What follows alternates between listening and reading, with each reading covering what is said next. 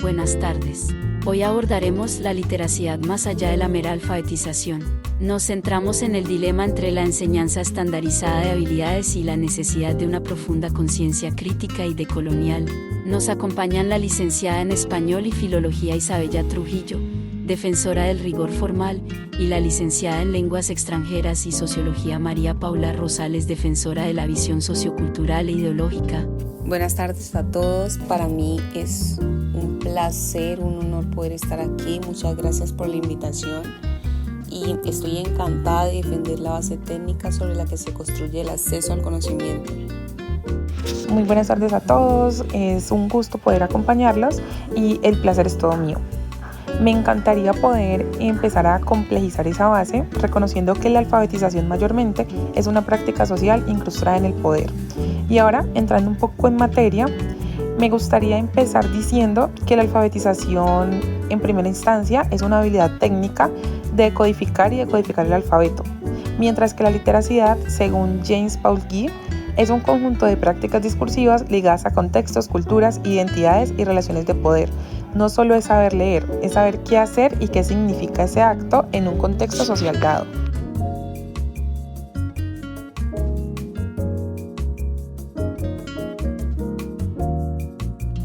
Si bien hablemos un poquito del modelo autónomo, el cual se centra en la alfabetización funcional y la transferencia de habilidades. Su gran fortaleza es que ofrece un punto de partida igualitario estandarizado para todos. Al concentrarse en el mismo kit de herramientas técnicas, garantiza que los estudiantes adquieran la moneda de cambio universal necesaria para participar en la esfera pública, en la ciencia y en el mercado laboral. La debilidad es precisamente su supuesto carácter neutro. Ignora los contextos y las ideologías, pero la funcionalidad debe ser lo primero. Si no tienes la técnica, no puedes acceder a la crítica.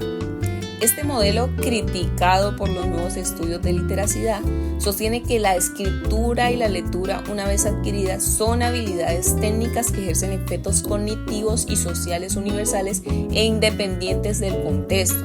Es la idea de que la tecnología de la escritura transforma la mente y la sociedad. La estandarización es la clave. Es lo que ofrece un punto de partida igualitario para todos, porque todos salen con el mismo kit de herramientas técnicas. Si logramos que cada estudiante adquiera estas destrezas básicas de manera uniforme, la estructura gramatical, la decodificación fluida, les proporcionamos una moneda de cambio universal para acceder a cualquier discurso, como lo menciona James, o una práctica social que desee. La autonomía de la herramienta garantiza su transferencia. Esa supuesta neutralidad del modelo autónomo es su mayor peligro, pues valida y reproduce las prácticas letradas de la cultura dominante. La literacidad es intrínsecamente ideológica, y respecto a este supuesto, Brian Street critica en su tesis la gran división y crucialmente la imposición del modelo autónomo en el ámbito internacional. Street critica el uso de programas de alfabetización occidentales en el tercer mundo porque estos, al ignorar las prácticas letradas locales y sus significados culturales, actúan como una herramienta de dominación cultural e ideológica, una forma de colonización pedagógica que devalúa los conocimientos propios de las culturas. Así pues, en el modelo ideológico, por el contrario, provee la funcionalidad crítica necesaria para interactuar con conciencia dentro de estas estructuras. Su fortaleza es la relevancia social y cultural, al integrar las literacidades vernáculas y permitir la agencia. Su debilidad es que, si se enfoca demasiado en el contexto, puede llevar a una fragmentación curricular y descuidar la enseñanza explícita de las normas dominantes que son necesarias, por supuesto, en el acceso al poder. Así que necesitamos tanto el rigor del modelo autónomo y también la profunda conciencia del modelo ideológico. El enfoque crítico no es abandonar la norma, sino decolonizar la pedagogía de la norma. Se trata de enseñar la norma junto con la conciencia crítica de por qué esa norma es dominante, a quién beneficia, y solo así la literacidad es una herramienta de emancipación en últimas y no de sumisión. Concuerdo contigo en la síntesis. La funcionalidad sin la crítica es ciega, la crítica sin la funcionalidad es inoperante. Ahora, para entender la complejidad de estos modelos, usamos la tríada fundamental de los NEL, que ayuda a develar el poder incrustado. En primer lugar encontramos los eventos letrados, que son estas situaciones observables donde interviene la escritura. Por ejemplo, leer en voz alta la carta del banco, tomar apuntes en una clase universitaria, etc. Las prácticas letradas, que son las normas, los valores y las concepciones invisibles que dan el sentido al evento.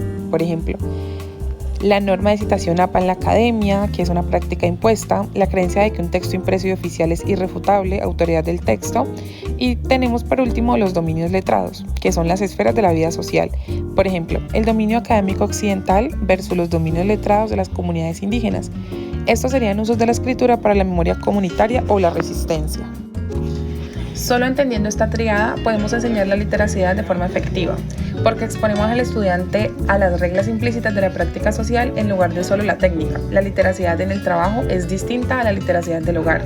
El modelo autónomo falla porque trata de aplicar la regla del dominio escolar a todos los demás.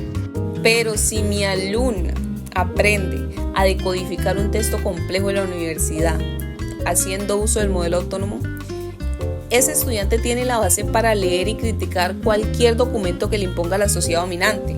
Si solo nos enfocamos en las literacidades contextuales, corremos el riesgo de no darles acceso al código de poder que le permitirá negociar en la esfera pública y desafiar las prácticas dominantes. James Paul mismo habla de los discursos, que requieren un acceso explícito a las convenciones. Y es por eso que el modelo ideológico no desecha la técnica, sino que la contextualiza y la politiza. No solo es aprender a leer, es aprender a leer críticamente, a tener una postura respecto a lo que se le está presentando a los sujetos. Es una visión que Guy apoya para comprender por qué este texto tiene autoridad y qué intereses ideológicos tiene intrínsecos o tiene como en su profundidad. Entonces, a este respecto, los intereses ideológicos son una fuente fundamental para empezar a formar el pensamiento crítico, el criterio que deben de tener los sujetos para volverse personas pensantes, personas participantes, democráticas, etc. Como pueden los docentes de cualquier materia, no solo lenguaje, integrar el reconocimiento de los dominios letrados de sus estudiantes para hacer el aprendizaje más relevante y menos impositivo, sin sacrificar la enseñanza de la norma académica. Desde el modelo autónomo, el docente debe hacer explícita la norma académica. Por ejemplo, un profesor de ingeniería no solo pide un informe técnico, sino que explica que esa estructura es el código de entrada al dominio profesional. Luego puede usar dominios letrados del estudiante como puente. Así como usas un lenguaje formal o con una jerga en un grupo de gaming para demostrar autoridad, así se usa este formato para la autoría ingenieril. La norma se enseña como una herramienta cultural obligatoria, pero el reconocimiento contextual la hace menos ajena. Desde el modelo ideológico consciente o crítico, la integración va más allá del puente, es la validación epistémica. Un docente de historia puede pedir que junto al ensayo académico formal el estudiante presente la misma información en un género que forme parte de su dominio letrado, un podcast, un storytelling digital, un mural con códigos visuales, etc. Esto valida el conocimiento producido fuera de la norma dominante. Se enseña la norma, en este caso el ensayo, por su valor de poder y se enseña el otro género por su valor de relevancia cultural. El enfoque es decolonizar el método de evaluación, no el contenido. Dada la explosión de la literacidad digital y multimodal, ¿cuál de los dos modelos, autónomo o ideológico, ofrece mejores herramientas para educar a los jóvenes en la lectura crítica de fake news, memes y otros formatos audiovisuales, la habilidad técnica de la lectura o la conciencia ideológica de la procedencia del mensaje?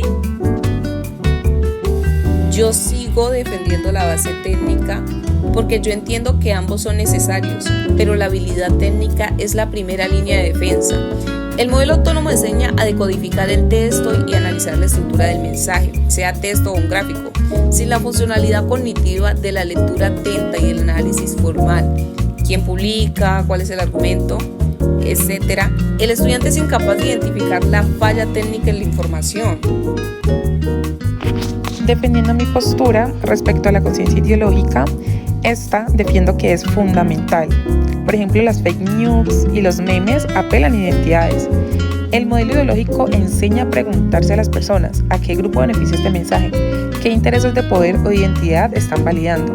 La lectura crítica en el entorno digital exige comprender que el mensaje es una práctica letrada que no es neutra, sino que está incrustada en un dominio ideológico, ya sea político, económico, etc. La técnica te dice qué, la conciencia ideológica te dice el por qué y para qué.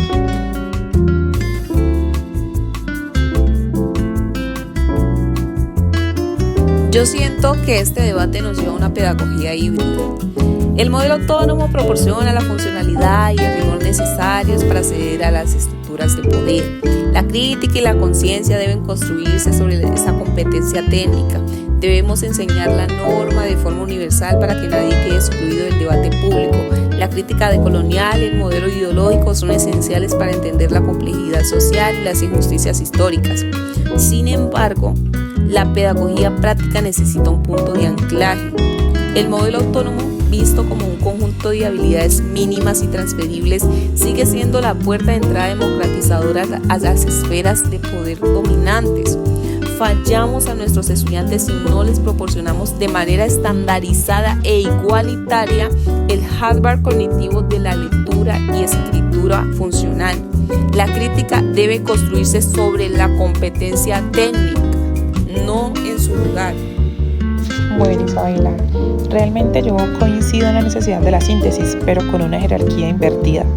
La conciencia ideológica y decolonial debe ser el marco pedagógico. Debemos usar los nuevos estudios de la literacidad para hacer explícitos los poderes ocultos detrás de cada texto. La literacidad debe ser siempre un acto de cuestionamiento, de resistencia y de validación de las propias literacidades.